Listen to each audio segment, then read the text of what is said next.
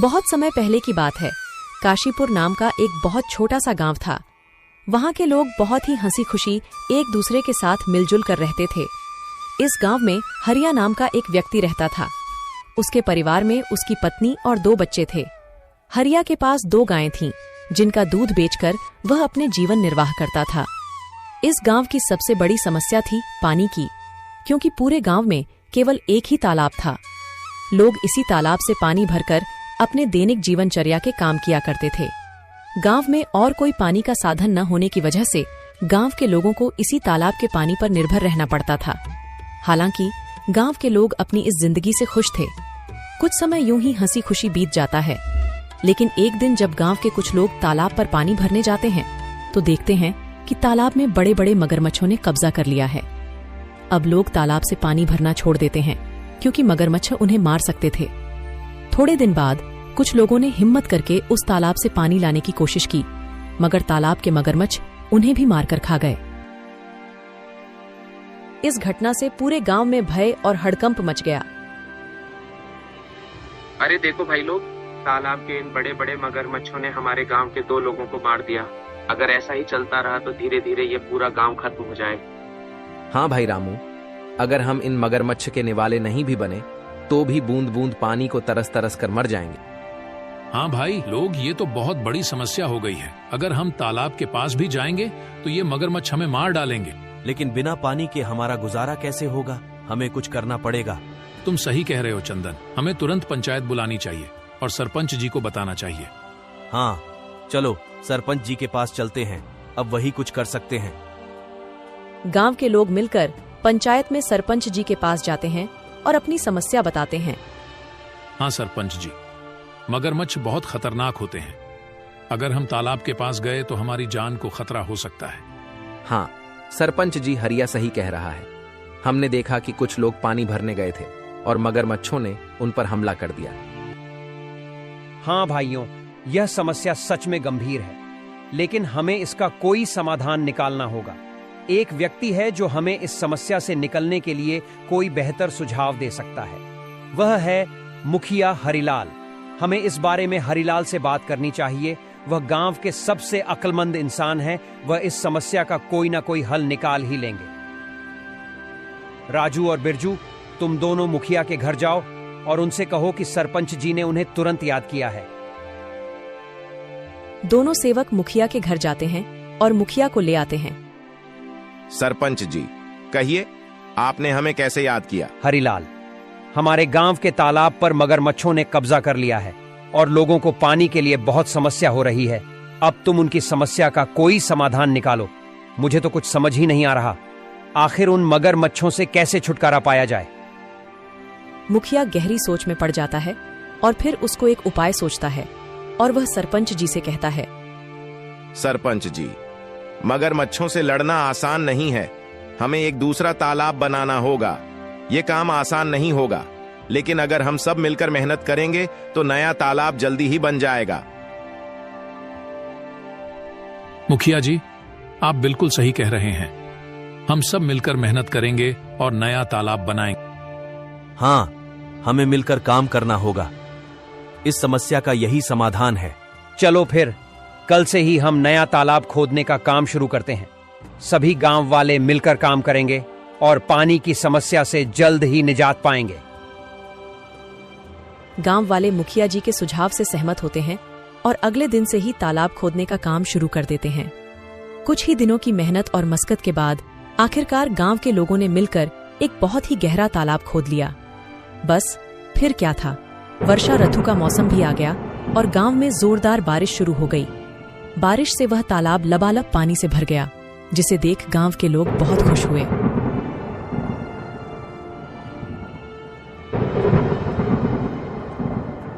अरे हरिया, यह देखो, हमारा तालाब कैसे पानी से भर गया है। अब हमें पानी के लिए उस मगरमच्छ वाले तालाब में जाने की जरूरत नहीं पड़ेगी। हम यही पास ही के तालाब से पानी भर लिया करेंगे। हाँ काका, आज मैं बहुत खुश हूँ। आखिरकार हमारे गांव को इस पानी की समस्या से निजात मिल ही गया।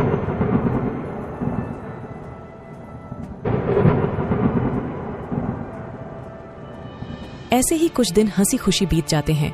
गांव के लोग तालाब के होने से बहुत खुश थे, लेकिन एक दिन गांव के लोगों की खुशी को जैसे किसी की नजर ही लग गई।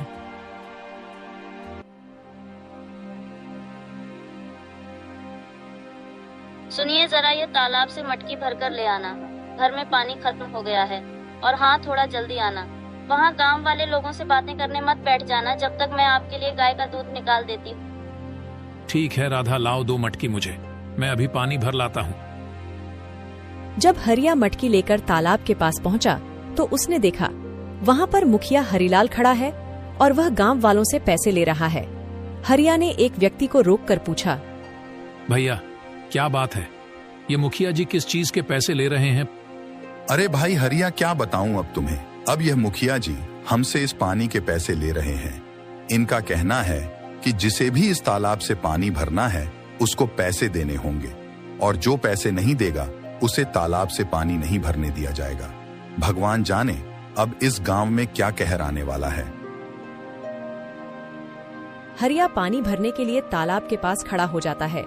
जैसे ही वह तालाब से पानी भरने जाता है, मुखिया उसे रोकते हुए कहता है, हरिया, तुम क्या कर रहे हो? तुम्हें पता नहीं है कि यहाँ से पानी भरने के लिए पैसे देने होंगे? लेकिन यह तो गांव का तालाब है, यहाँ पानी भरने के लिए पैसे क्यों देने पड़ेंगे? यह नियम अब बदल गया है। यहाँ से पानी भरने के लिए हर किसी को पैसे देने होंगे। ये तो सरासर अन्याय है। ये तालाब सबके लिए है, हमने मिलकर इसे खुदा है। तुम पैसे कैसे मांग सकते हो? मुझे कानून मत सिखाओ, यह मेरा आदेश है, और जो इसे नहीं मानेगा उसे तालाब से पानी नहीं मिलेगा। ये बिल्कुल गलत है। मैं इस बात को जमींदार साहब के पास ले जाऊंगा। तुम्हें इसका जवाब देना होगा। जाओ जाओ, जमींदार साहब के पास जाओ। लेकिन तुमने इस बारे में जमींदार के सामने अपना मुंह भी खोला तो तुम्हें और तुम्हारे परिवार को इसके गंभीर परिणाम भुगतने पड़ सकते हैं। मेरी शिकायत करने से पहले एक बार अपने परिवार के बारे में भी सोच लेना। हरिलाल से पंगा लेना तुम्हारे परिवार पर भारी पड़ सकता है। ठीक है, मैं पैसे दे दूंगा, लेकिन याद रखना यह अन्याय ज्यादा दिनों तक नहीं चलेगा। हरिया मजबूरी में पैसे देकर पानी भरता है और वहाँ से चला जाता है।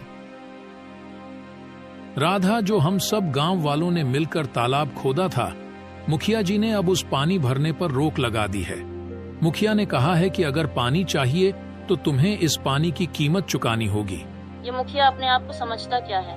देख लेना, एक दिन इसके पापों का अंत जरूर होगा। हम गरीबों की इसे एक दिन हाय जरूर लगेगी। इतनी गर्मी में गरीबों से पानी के पैसे लेता है। देख लेना, एक दिन ये मुखिया बूंद बूंद पानी को तरसेगा। नहीं राधा, ऐसा मत कहो।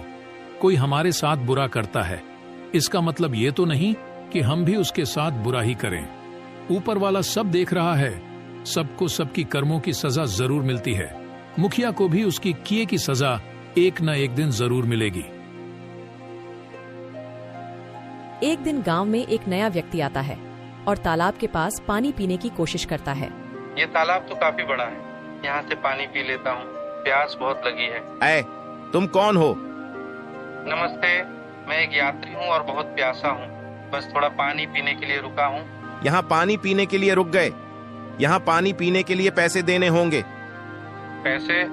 लेकिन पानी पर तो सभी का हक है। ये तो सरकारी तालाब है, पानी के लिए पैसे क्यों देने पड़ेंगे? ये सरकारी तालाब नहीं, ये हमारा तालाब है।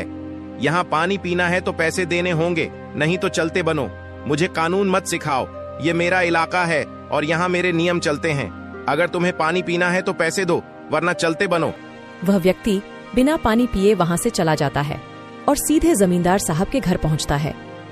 जमींदार साहब के घर के बाहर मुखिया के 2 आदमी खड़े थे। वह व्यक्ति से पूछते हैं, कौन हो तुम? तुम तो इस गांव के नहीं लगते। तुम यहाँ किस काम से आए हो? मैं जमींदार साहब से मिलने आया हूँ, उन्होंने ही मुझे बुलाया है। मेरा नाम मोहन है, मैं इस गांव का नया कलेक्टर हूँ। यह सुनकर वह दोनों आदमी उस व्यक्ति को अंदर जाने देते हैं। नमस्ते जमींदार जी, मैं इस जिले का नया कलेक्टर हूँ। मेरा नाम मोहन है। नमस्ते कलेक्टर साहब, आइए बैठिए। मुझे बताइए आप यहाँ कैसे आए? जमींदार साहब, मैं यहाँ एक गंभीर समस्या के बारे में बात करने आया हूँ। मैं गांव के तालाब पर गया था और प्यास लगने पर पानी पीने की कोशिश की, लेकिन मुझे पानी पीने से मना कर दिया गया और पानी पीने के लिए पैसे मांगे गए। क्या ऐसा किसने किया वहाँ मौजूद एक व्यक्ति ने मुझे साफ मना कर दिया और कहा कि बिना पैसे दिए पानी नहीं मिल सकता। तालाब का पानी तो सबके लिए मुफ्त है, यह बहुत गलत है। मुझे माफ कीजिए कलेक्टर साहब, मैं तुरंत इस मामले की जांच करूंगा। जमींदार साहब गुस्से में बाहर खड़े मुखिया के दोनों आदमी को अंदर बुलाते हैं। हमारे गांव में यह क्या चल रहा है? तुमने मुझे इसकी खबर क्यों नहीं दी? मैंने तुम दोनों को किस लिए काम के लिए रखा है? अब तुम सीधे सीधे यह बताओ कि यह जो कलेक्टर कह रहे हैं वह क्या सच है?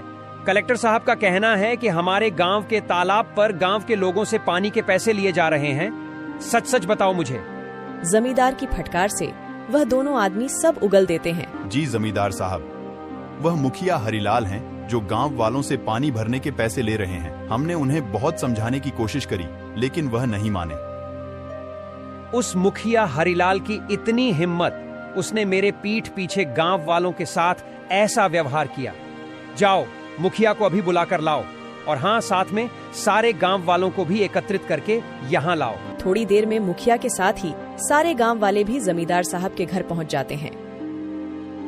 गांव वालों, आज मैंने आपको एक जरूरी मुद्दे पर चर्चा करने के लिए बुलाया है। हमें पता चला है कि तालाब के पानी के लिए आपसे पैसे वसूले जा रहे हैं। क्या यह सच है? सरपंच जी, यह सच है। हमें हर बार पानी भरने के लिए पैसे देने पड़ते हैं। हमारे साथ बहुत गलत हो रहा है सरपंच जी। हम पहले से ही मुश्किल में हैं और यह नया नियम हमारे लिए बहुत भारी पड़ रहा है। मुखिया, तुम्हें क्या कहना है?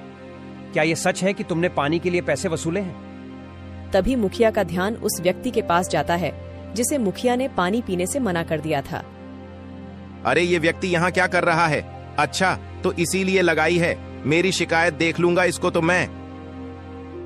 बोलो हरिलाल, ये सब क्या चल रहा है? सच का तो मुझे पता चल ही गया है, लेकिन एक बार यह मैं तुम्हारे मुंह से सुनना चाहता हूं।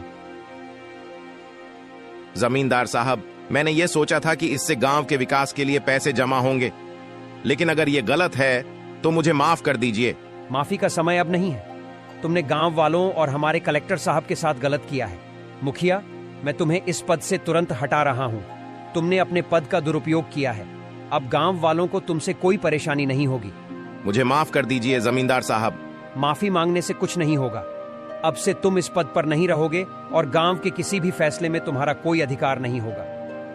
जमींदार साहब, हमें तो लगता था कि यह तालाब सभी के लिए है, लेकिन मुखिया जी ने इसे अपनी संपत्ति ही बना लिया है।